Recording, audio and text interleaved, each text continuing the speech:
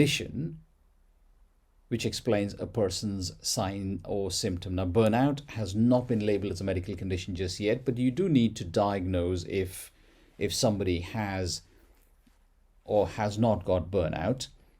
And these are self-diagnostic tests. We are not running a test to diagnose anybody suffering with burnout. These are self-diagnostic tests, and the one that I use is the MBI, Christina Maslach's burnout inventory.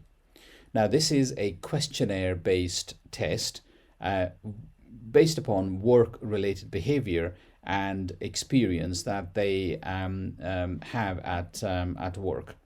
There are 22 questions in this questionnaire, and the answers are given in 5 forms of not at all to very often, and I'll go through a few questions. So I feel run down and drained of physical or emotional energy. So if the answer to that is not at all, the answer is 1, and if it is very often, the answer is 5. If you have negative thoughts at work all the time, then you appropriately mark yourself. You feel that you have nobody to talk to. How often does that happen? And so on and so forth. And these 22 questions are fairly easy to follow.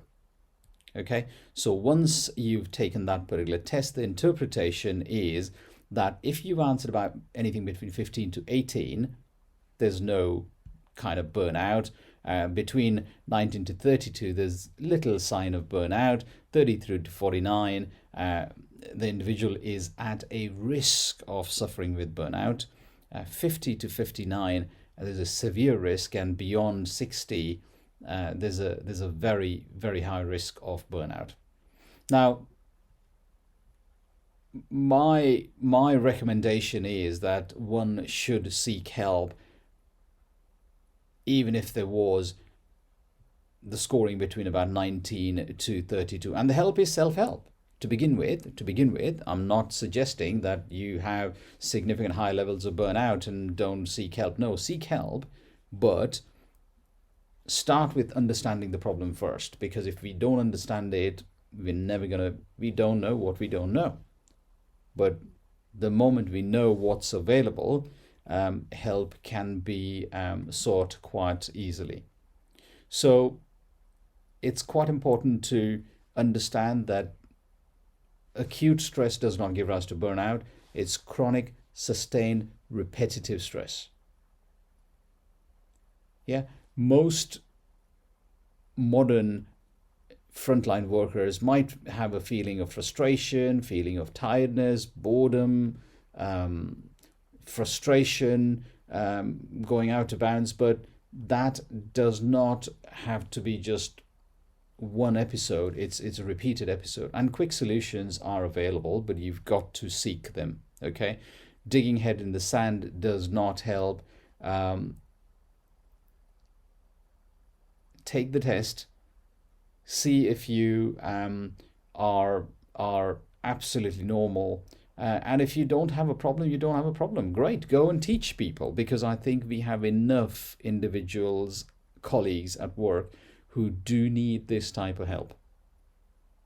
And if you were happy in your career, to be a balanced person, to be a happy, fulfilled healthcare worker, frontline worker, seek help. Approach us. We are looking for individuals who we would be planning to work together. This is not something that can be sorted out with 1 or 10 or 100 physicians. I think we need a workforce to help the wider workforce. If you are in a happy situation to be in a state to help others, use that skill. We can help our colleagues, we can help each other, and hopefully make the frontline work a better place than what we found it to be.